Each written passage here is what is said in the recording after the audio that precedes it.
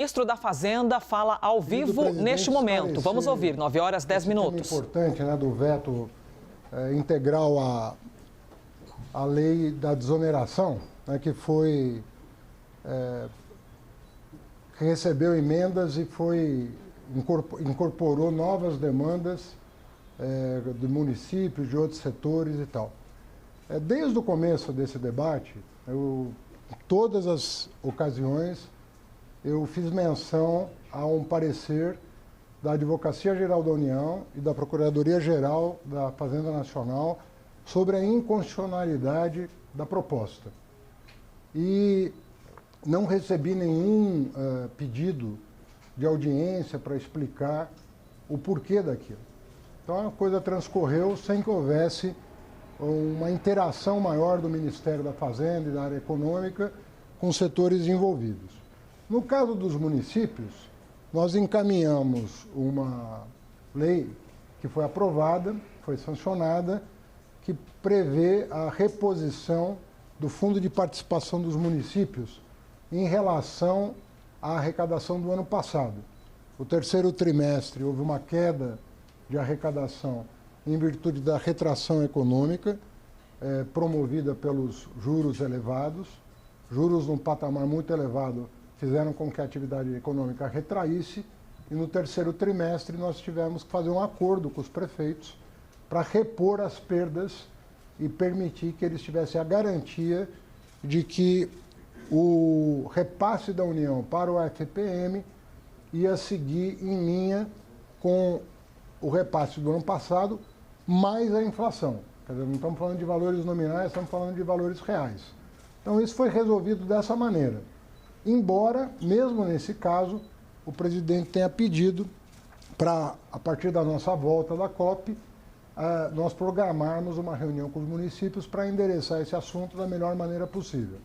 Há alguns municípios inadimplentes e nós queremos endereçar algum tipo de solução. No caso dos setores, o que houve foi o seguinte: quando se aprovou a reforma da Previdência, em virtude do fato de que você restringiu direitos previdenciários de um conjunto expressivo da população, relação à idade mínima, tempo de contribuição, o legislador fez constar da reforma da Previdência um dispositivo que não permitia mais benefícios fiscais para empresas, justamente para combater o déficit da Previdência, do lado da despesa e do lado da receita, que é o caso agora. Além desse dispositivo constitucional que consta da reforma da Previdência, há um outro dispositivo constitucional, também de uma emenda constitucional, que determina ao Poder Executivo a revisão de todos os benefícios fiscais em 8 anos. Então, nós, em linha com o nosso discurso desde o começo do ano, a União perdeu 1,5% do PIB de arrecadação, né, em virtude do aumento do chamado gasto tributário. É um conjunto enorme de leis, abrindo mão de receita, abrindo mão de receita, abrindo mão de receita, e nós estamos agora com um desafio de fechar esse déficit, combatendo o gasto tributário, seguindo a determinação constitucional de revisão dos gastos tributários. É o que nós estamos fazendo, é o que nós vamos continuar a fazer. Nós ainda temos o ano 2024 para fazer uma revisão de outras despesas tributárias importantes que estão comprometendo a saúde financeira da União e dos estados e municípios. Porque quando a União perde receita, ela deixa de repassar para a FPE e o FPM aquilo que é direito de estados e municípios, razão pela qual eles também estão sofrendo as consequências desse processo que começou 10 anos atrás e não parou até hoje. Então nós temos que dar uma parada, um freio de arrumação nisso, observar todas as despesas tributárias, desculpe, fazer essa revisão que está sendo feita, e também nesse caso dos setores, também na volta da COP, nós vamos apresentar para o presidente Lula um conjunto de medidas que podem ser tomadas no final do ano para também equacionar esse problema. Algumas questões estão pendentes e nós temos que observar como o Congresso vai se posicionar em relação às medidas que a Fazenda endereçou ao Congresso Nacional. Essa semana, vocês tomaram conhecimento, o Senado avançou na CAI, né, na Comissão de Assuntos Econômicos, a lei dos BETs e a lei do chamado Fundo dos Super Ricos, que passou a receber uma taxação de 8% sobre estoque e 15% sobre o fluxo. A CAI aprovou por voto de liderança, quase que simbolicamente. A previsão é que terça e quarta da semana que vem essas duas leis cheguem ao plenário, com grandes chances de serem aprovadas em virtude do acordo que foi montado no Congresso Nacional, e vai ficar uma pendência muito importante, que é a MP 1185. A MP 1185 corrige um problema da ordem de 0,4% do PIB, quase 40 bilhões de reais. E é uma falha que está sendo corrigida, que é a chamada subvenção a custeio. A União, sem aprovar nenhuma lei federal, por conta de uma interpretação equivocada, que já foi derrubada pelo Superior Tribunal de Justiça por 9-0, declarou ilegal a subvenção a custeio. Só acumulou um passivo enorme para as empresas, da ordem de 90 bilhões de reais, né? E nós encaminhamos a MP 1185, que regulamenta isso de maneira adequada. Garante a subvenção ao investimento, mesmo não sendo um incentivo fiscal da União. A gente apoia os estados em promover o investimento, mas restrito àquilo que se deprecia, que é máquinas, equipamentos, imóveis, então restrito a isso, e elimina de uma vez por todas a questão da subvenção ao custeio, repito, já declarada ilegal pelo STJ por 9-0. Então nós queremos regularizar o fluxo e vamos dar uma solução para o estoque da dívida do contribuinte frente à Fazenda Nacional, porque nós não queremos prejudicar as empresas. E nós sabemos que muitas delas foram levadas a erro por profissionais, muitas vezes em busca, né, de lucro fácil. Então nós vamos corrigir essa distorção e vamos continuar, ponto a ponto dos anexos do Orçamento Federal, combatendo esse tipo de distorção tributária que acaba gerando problemas graves no sistema de concorrência. As empresas acabam não sabendo o quanto devem e se os seus concorrentes estão tendo a mesma interpretação que elas. Então, você gera um problema de disfunção no sistema de concorrência e um prejuízo enorme para o erário público, que não tem previsibilidade da arrecadação. Então, nós vamos continuar atuando nisso até atingir a meta de equilíbrio que nós vamos perseguir. Nós vamos cair aí 1% do PIB, o déficit previsto no começo do ano para agora. Devemos terminar o ano aí em torno de 1,3%. Lembrando que dentro desse número estão os esqueletos que nós estamos pagando da gestão passada. Né? Estamos pagando uma parte considerável dos 30 bilhões de reais do acordo dos estados em relação ao ICMS sobre combustíveis do ano passado. Virou um rombo enorme nas contas dos estados. Os estados, só para que vocês tenham uma ideia, perderam 0,8% do PIB de arrecadação por causa da lei complementar 192 e 194 do ano passado. Então, essas distorções não vão nos ajudar a arrumar as contas públicas. Nós temos que encará-las, né, e olhar para elas, tratá-las adequadamente, resolver esses problemas que se acumulam ao longo dos últimos 10 anos, por ordem nas contas públicas, almejando um sistema mais equilibrado. Então, nós estamos lá consignando no orçamento aquilo que foi contratado o ano passado, Bolsa Família, Fundeb, piso da enfermagem.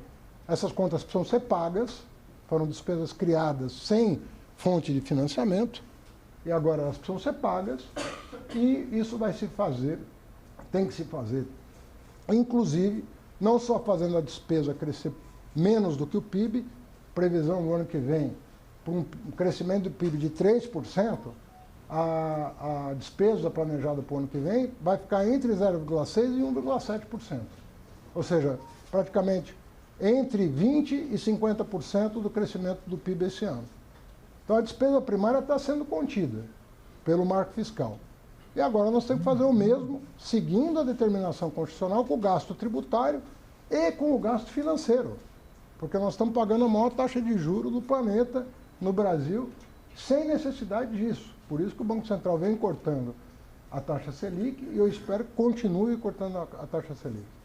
Então, se a gente cortar, conter o gasto primário, né, regularizar essa coisa do gasto tributário e baixar a taxa de juros, portanto, o gasto financeiro, nós vamos chegando a um patamar em que a economia vai poder crescer sem inflação, como é o desejo do governo do presidente Lula, que seguiu a orientação da AGU e da Fazenda e impôs esse veto, justamente confiando que até o final do ano nós vamos levar à consideração dele medidas para corrigir essas distorções da maneira que nós consideramos adequada e aguardando que o Congresso Nacional feche o ciclo de apreciação das medidas que a Fazenda mandou para o Congresso por ocasião da remessa do orçamento no dia 31 de agosto. Então, nós vamos seguir esse plano e tentamos antecipar ao máximo para esse ano o pagamento dos esqueletos herdados, sobretudo com os estados e com os precatórios. Estamos aguardando uma decisão do Supremo Tribunal Federal para pagar o calote que foi dado ano passado nos precatórios, para ver se a gente começa a vida nova, dia 1º de janeiro, com um horizonte mais claro, né, para o próprio Estado brasileiro, mas também para os contribuintes, para os trabalhadores, para os cidadãos, de uma maneira geral. Então é isso que eu queria esclarecer a vocês, me colocando à disposição aqui para algum esclarecimento. O governo não teme que... O senhor falou em constitucionalidade da desoneração. O Congresso tem grande chance de derrubar esse veto do presidente Lula. O caminho do governo vai ser o judiciário, vai ser... Eu não gostaria de antecipar uma medida que não foi tomada ainda, né? Nós vamos levar ao Congresso Nacional não apenas as razões do veto, para que haja um entendimento sobre isso, como vamos levar a alternativa ao que foi vetado, que no nosso entendimento é muito mais razoável do que o que foi aprovado. Nós não tivemos a chance de fazê-lo. Todas as vezes que me manifestei sobre isso, pedi para que nós enfrentássemos esse problema depois da promulgação da reforma tributária. Falei várias vezes isso. Falei, olha, vamos aguardar a reforma tributária e, na sequência, a gente tenta resolver esse problema. Entendo que o Congresso tem autonomia para tomar suas medidas, mas considero que a medida que o presidente tomou é correta, do ponto de vista econômico, do ponto de vista jurídico, e na volta da COP, né, quando a reforma tributária, na minha opinião, já vai ter sido apreciada pela Câmara terminativamente, nós vamos poder levar ao Congresso Nacional uma solução que nos parece mais promissora. E diante do que nós pretendemos fazer, eu penso que essa questão vai ser pacificada. Eu tenho esperança que nós pacifiquemos o entendimento. Os setores falam em demissões a partir das desonerações. Mas falavam em contratações quando foi feita a desoneração, que também não houve, né? Então vamos aguardar aí, nós temos 40 dias até o final do ano, inclusive a vigência da desoneração vai até 31 de dezembro. Eu não estou alheio ao problema que isso pode acarretar, né? Embora o meu papel aqui não é ficar cedendo a chantagem nem a... Eu tenho que ter clareza do que eu tenho que fazer. Cada um tem que fazer a sua parte. Nós estamos fazendo a nossa aqui e nós vamos apresentar uma solução que nos parece a mais adequada para resolver esse problema. E isso já está dito para o presidente Lula, que me pediu que prestasse essas informações.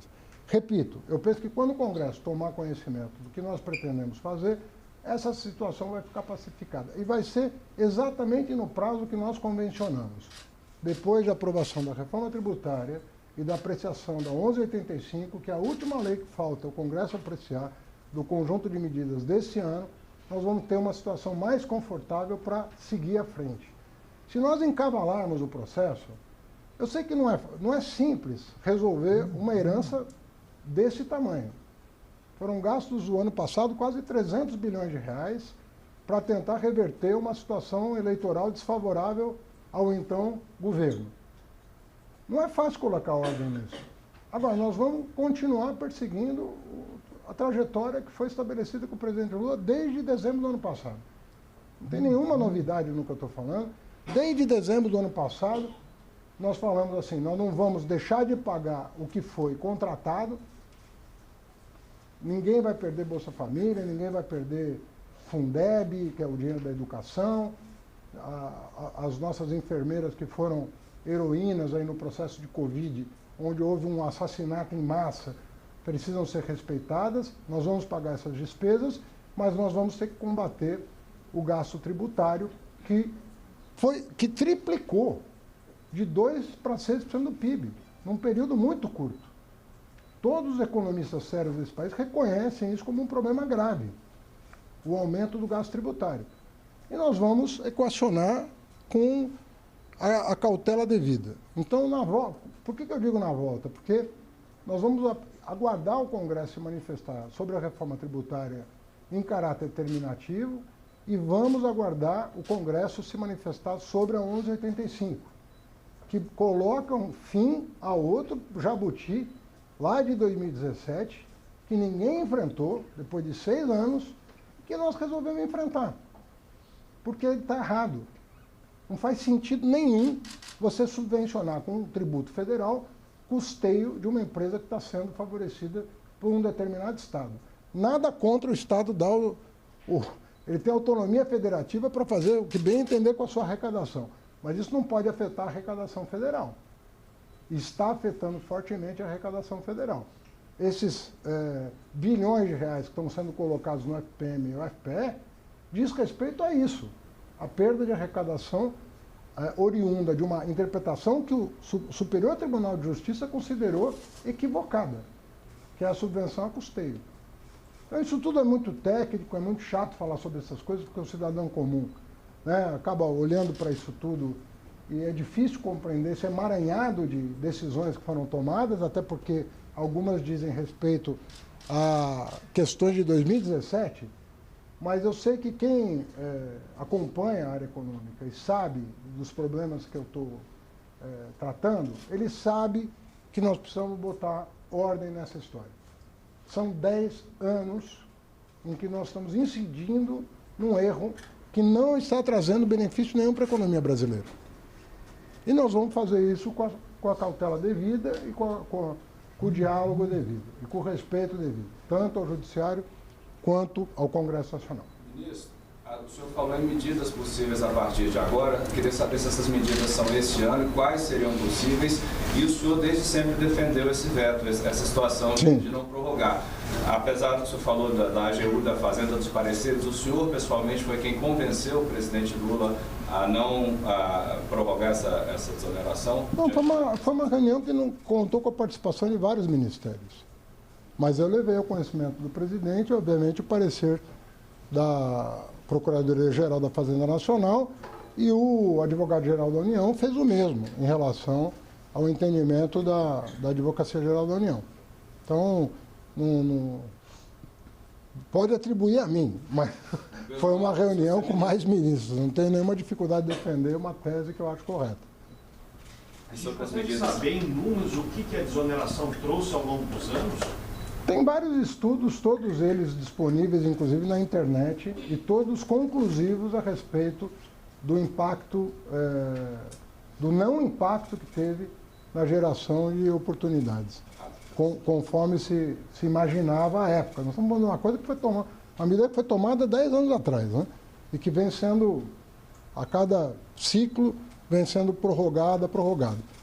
Vamos, na volta, vamos apresentar para o Congresso que nos parece uma solução adequada do ponto de vista constitucional e do ponto de vista econômico, né? Inclusive enfrentando outras matérias que padecem do mesmo vício, de não gerar oportunidades econômicas, a não ser distorções no sistema econômico de uma maneira geral.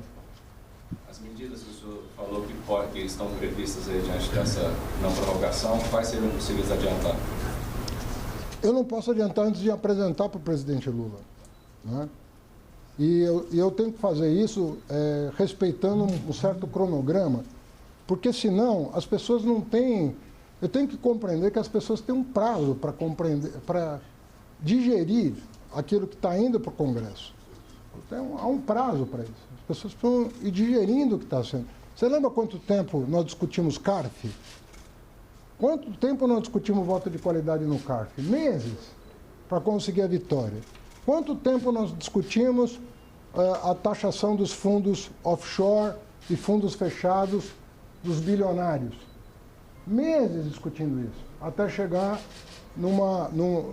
Se nós encabalarmos as discussões, você vai congestionar a pauta do Congresso e ele não vai ter o tempo necessário para se debruçar sobre as medidas. Vai ser ruim para o Congresso, vai ser ruim para a Fazenda, porque nós podemos, uma ou outra, no outro caso, perder o argumento por causa do atropelo. E nós não queremos e não podemos perder nenhum argumento. Nós temos que ganhar todas. Todas, porque nós estamos defendendo teses corretas e o Brasil precisa desse encontro com as contas. Vamos fechar essas contas. Então nós vamos perseverar isso e se a gente mantiver o placar que nós estamos tendo até aqui, vai ser bom para todo mundo, porque vai baixar o juro, vai melhorar as condições de crescimento da economia. Agora, se nós tivermos uma derrota, não é a Fazenda que vai ser derrotada, é a economia que vai ser derrotada. Por isso que nós estamos tendo êxito, porque nós estamos dando o tempo necessário para o Congresso se debruçar sobre a matéria, entender, verificar a justiça da medida e poder avançar. Por isso que esse cronograma é tão importante, esse não atropelo é tão importante. Eu, por mim, corria muito mais rápido, mas eu preciso respeitar os trâmites, entendeu?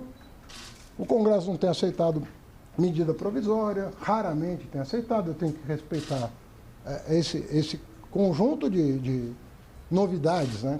Que não existia no passado, mudou muita coisa. E a gente tem que se adaptar aos novos tempos, visando o resultado, né? Visando o sucesso das medidas. Se a gente derrubar 1% do PIB, o déficit projetado para esse ano, é um passo, mas não é suficiente. Nós sabemos que nós precisamos avançar mais, porque ainda nós estamos numa zona de desconforto e nós vamos buscar uma zona de conforto para a trajetória das variáveis macroeconômicas se acomodarem.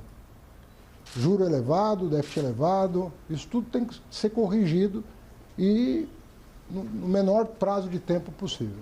Ministro, são medidas rígidas, né? E o senhor está justificando pelo ajuste das contas, já que o senhor falou na série de medidas e nos trabalhos temporários, a reforma tributária já tem agora estados anunciando praticamente todos aumento de ICMS. Falta, talvez, criatividade na gestão pública brasileira, porque quando tem-se uma medida para desonerar, para de alguma forma desafogar, já coloca-se outra para compensar, ou seja, os estados, os entes não querem perder de forma alguma, isso tira a eficácia de algumas medidas, de todos os trabalhos? Eu acredito que há um mal entendido em relação a essa afirmação, eu vou explicar por quê. Os governadores, eles foram afetados por uma medida populista no meio do ano passado, que foram as leis complementares que tomaram deles o ICMS sobre combustíveis. Tomaram na mão grande. Ninguém ali participou daquilo. Aquilo foi feito de forma populista, como muita gente denunciou à época, que aquilo era populismo barato, para tentar ganhar voto e ameaçar o processo democrático, e aquilo não ia ter sustentabilidade. Em nenhum lugar do mundo você isenta combustível fóssil de tributos que a água mineral paga. Isso foi feito durante o ano passado e o que prejudicou os governadores foi isso. Eu estou dando um dado oficial que eu recebi ontem da Secretaria Extraordinária de Reforma Tributária. Os governos estaduais perderam 0,8% do PIB em arrecadação. Agora, o cara pode inventar que é por causa da reforma tributária, mas não é por causa da reforma tributária. É por causa da perda de arrecadação que ele teve no ano passado, que foi muito grande. E aí você desarruma as contas estaduais, os estados vêm bater na porta da União querendo compensação. Uma parte disso foi feito em março desse ano por nós, quando nós fizemos um acordo no Supremo Tribunal para reparar o dano que foi causado da ordem de 26,9 bilhões de reais que estão sendo pagos, mas não tem nada a ver com o apetite do governador. O governador está repondo, estou até defendendo estão repondo o que perderam. A maioria perdeu muita arrecadação em virtude de populismo. Se nós fomos na onda do populismo do ano passado, abriu um buraco de 300 bilhões nas contas, nós não vamos. Olha aí a crise dos precatórios. Imagina você tem que recorrer à justiça para pagar um calote. Nós estamos nessa situação hoje, dependendo do Supremo decidir autorizar a União pagar um calote do governo anterior. É isso que está acontecendo. Mas nós estamos confiando. O Supremo não tem nos negado apoio para botar ordem nas contas, o Congresso não tem nos negado apoio, mas eu tenho que respeitar o tempo do Congresso para ir digerindo essas novidades que vão botar ordem no sistema tributário. Mas não só evitam apontar o que seria o real culpado disso tudo, que não é a reforma tributária, é o governo passado, me dizendo assim. Não, mas isso são dados oficiais. Eu não acho nada, eu só trabalho com dado oficial. Dado oficial é o seguinte, os estados perderam 0,8%, isso dá 80 bilhões de reais de prejuízo para os estados, as leis complementares do governo anterior. Isso é fato. 80 bilhões de reais de prejuízo em virtude do fato de que se fez populismo nas vésperas da eleição. Ministro, o senhor acha que os impasses entre o STF e o Senado podem atrapalhar alguma votação importante para o Ministério da Fazenda? Não acredito nisso. Eu entendo o calor do momento, mas ali todo mundo tem responsabilidade, são homens públicos, sabem que o país precisa colocar ordem na sua... E as coisas vão ser retomadas. Um pouco de diálogo, um pouco de explicação, aperto de mão, e a coisa segue. Não vamos nos deixar levar por um calor momentâneo. Eu não quero nem comentar aqui a decisão de A ou de B, mas o que eu penso é o seguinte, são pessoas responsáveis, pessoas com longa tradição na vida pública e que sabem que nós não podemos perder tempo. Então, a gente faz o salam aleikum ali e resolve o problema rápido para continuar avançando. O senhor falou em respeitar os trâmites e mais devagar. O senhor acredita que esse diálogo, essa correção e essas distorções vai levar 2024 ou vai levar o mandato inteiro do governo Lula? Olha, ou vai ultrapassar esse mandato? Você sabe que em outros momentos da vida nacional, isso se resolvia de outra forma. Né? Na ditadura era fácil. Né? De 64 a 70, houve um aumento de 10% do PIB da carga tributária. 10% do PIB. Mas era uma ditadura. Não estamos vivendo, graças a Deus, uma ditadura. Na época do real, que não era uma ditadura, pelo contrário, nós estávamos em plena democracia, mas houve um aumento da carga tributária de 6% do PIB. 6% do PIB, de aumento de carga tributária, para estabilizar a moeda. Foi o preço que o país pagou para ter uma moeda estável. Né? Pode criticar, pode elogiar, pode falar o que você quiser, mas nós não estamos nessa situação hoje. Nós estamos numa situação de correção de distorções tributárias para recompor uma base que foi erodida ao longo dos últimos anos. Então nós temos que recompor essa base. E, repito, o marco fiscal, ele bota um freio na despesa primária.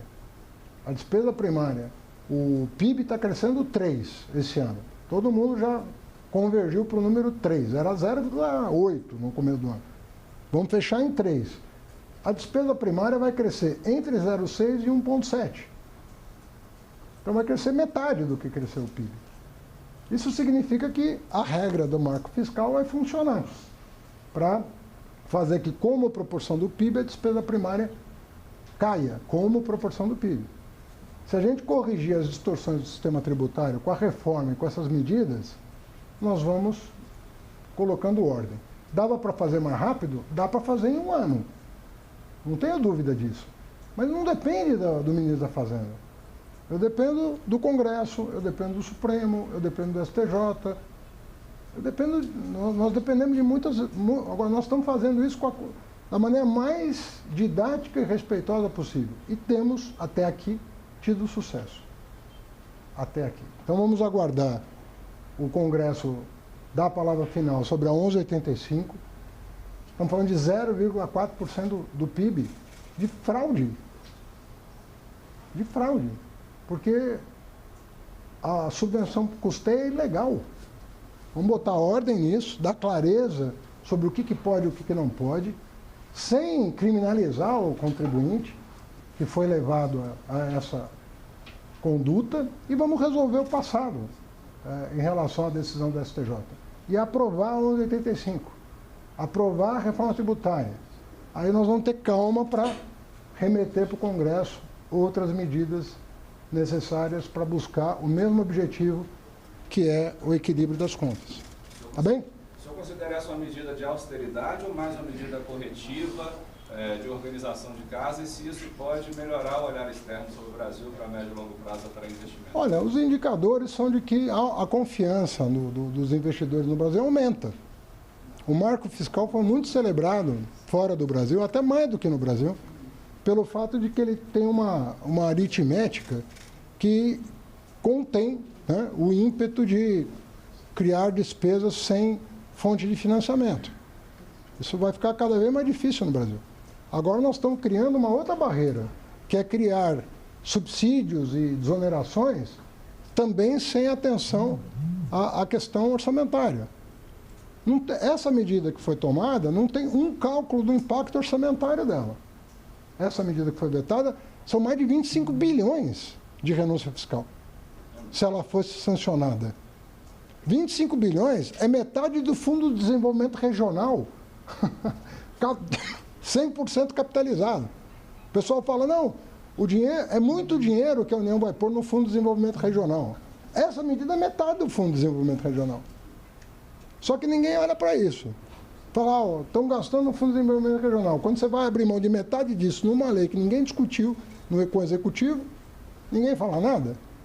Então, hoje a gente tem senso de escala que bota tudo na balança e faz a conta certa.